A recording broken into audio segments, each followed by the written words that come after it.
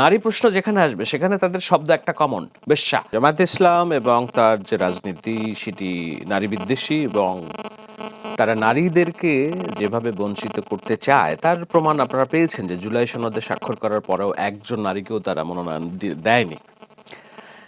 জবাব হিসেবে তারা বলছেন যে না, আমরা প্রস্তুতি নিচ্ছি। নারীকে মনোনয়ন দেয়নি, কিন্তু নারীকে দিয়ে নির্বাচনী প্রচারণায় জন্য তারা এনসিপির কয়েকজনকে ব্যবহার করছে। কয়েকদিন আগে শ্রদ্ধেয় সাংবাদিক নুরুল কবির খুব আফসোস করে বলছিলেন যে আমার মা মরে যেয়ে ভালো হয়েছে, কেননা আমার রাজনৈতিক মতাদর্শের কারণে আমার মৃত মাকেও বেশ্যা বলে গালাগালি করে সামাজিক যোগাযোগ মাধ্যমে।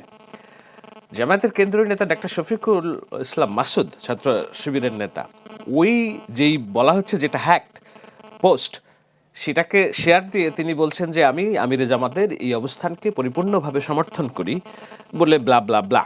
দেখুন, যেই পোস্টটা নিয়ে বিতর্ক হচ্ছে, এই পোস্টের একটা লাইনও পরিবর্তন হয়নি। আল জাজিরাতে যেই নারী বিষয়ে যে সাক্ষাৎকার দিয়েছেন, উনি বলেছেন যে আমরা নারী নেতৃত্ব কখনোই সামনে আসবে না, জামাতের নেতা নারী হইতে পারবে না। শুধু একটা শব্দ সেখানে, যে এটা অ্যানাদার ফর্ম অফ প্রস্টিটিউশন, অর্থাৎ এটা যারা কাজের জন্য বাইরে আসে, কর্মজীবী নারী, তারা যে জীবনযাপন করে, যেসব পরিস্থিতির মুখোমুখি হয়, সেটা পতিতাবৃত্তির নামান্তর। শুধু এই একটা শব্দ লেখার জন্য টুইটার হ্যাক করেছে হ্যাকাররা? আমাকে প্রশ্নের উত্তর দিন। বাদ বাকি সব কথা তো উনি ইন্টারভিউতে রন রেকর্ড আল জাজিরাতে বলেছেন। আমি শেষ করি। সুতরাং তারা যে বলছে যে এটা hacked, no, it's not hacked, এটা তাদের মজ্জাগত। আমার সোশ্যাল মিডিয়া কমেন্টসে হাজার হাজার গালি যেখানে আসে, সেখানে তারা প্রত্যেকটা নারীকে বেশ্যা বলে অভিহিত করে। আমার পরিবারেওকে নিয়েও তারা কথা বলে। আচ্ছা, তাদের মতের বাইরে গেলে আপনি প্রতিবাদ করবেন, গালি দেবেন, কিন্তু নারী প্রশ্ন যেখানে আসবে সেখানে তাদের শব্দ একটা কমন, বেশ্যা। এমনকি খাদিজাতুল কুবরা, জগন্নাথ বিশ্ববিদ্যালয়ের ছাত্র দলের যিনি, তার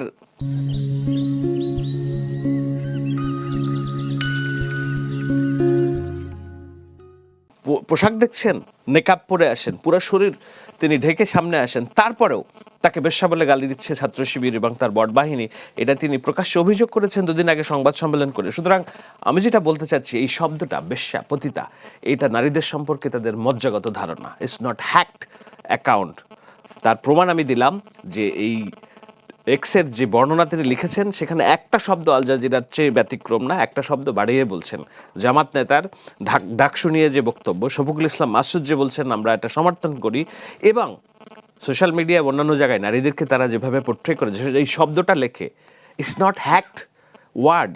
এটা তাদের ব্রেনের মজ্জাগত, যে তারা বাংলাদেশের নারীকে এভাবেই দেখে। তাদের মজ্জাগত একটা ধারণা যে নারীরা থাকবে গৃহে। এর আগেও জামাত আমির বলেছেন নারীদের কর্মঘণ্টা কমিয়ে দেওয়া হবে।